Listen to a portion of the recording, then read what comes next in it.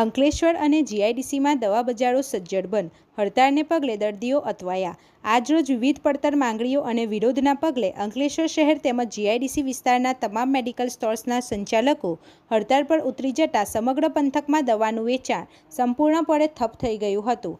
Chemist and druggist એસોસિએશનના આહવાનને પગલે યોજાયેલી આ પ્રતિકાત્મક હડતાળને કારણે વહેલી સવારથી જ તમામ નાના મોટા મેડિકલ સ્ટોર્સના શટર બંધ જોવા મળ્યા હતા. દર્દીઓ અને સગાઓ મુશ્કેલીમાં મુકાયા. અચાનક જન્મેલી આ પરિસ્થિતિને કારણે વહેલી સવારથી જ હોસ્પિટલોમાં દાખલ દર્દીઓના સગાઓ તેમજ નિયમિત દવા લેતા નાગરિકો ભારે મુશ્કેલીમાં મુકાયા હતા. જીઆઈડીસી અને શહેરની ખાનગી હોસ્પિટલોની આસપાસ આવેલા મેડિકલ સ્ટોર્સ પણ બંધ રહેતા લોકોને ભારે હાલાકી ભોગવવી પડી હતી. કેટલાક દર્દીઓને તાત્કાલિક જરૂરી દવાઓ મેળવવા માટે ભારે દોડધામ કરવી પડી હતી. એસોસિએશનની મુખ્ય માંગણીઓ. સૂત્રોના જણાવ્યા અનુસાર મેડિકલ સ્ટોર સંચાલકો ઓનલાઈન દવાઓના ગેરકાયદે વેચાણ, કડક નિયમોના નામે થતી કણદગત અને અન્ય વેપારી પ્રશ્નોને લઈને લાંબા સમયથી નારાજ છે.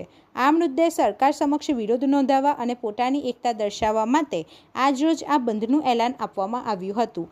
એસોસિએશનના હોદ્દેદારોએ જણાવ્યું હતું કે જો આગામી દિવસોમાં તેમની ન્યાય માંગણીઓ સંતોષવામાં નહીં આવે તો આ આંદોલન વધુ ઉગ્ર બની શકે છે. ઇમરજન્સી સેવાઓ માટે આંશિક રાહત. જોકે હડતાળ દરમિયાન માનવતાના ધોરણે ઇમરજન્સી અને ગંભીર દર્દીઓને તકલીફ ન પડે તે માટે કેટલીક સરકારી હોસ્પિટલના ઇન-હાઉસ મેડિકલ સ્ટોર્સ અને ગણતરીની ઇમરજન્સી ફાર્મસીઓ ચાલુ રાખવામાં આવી હતી.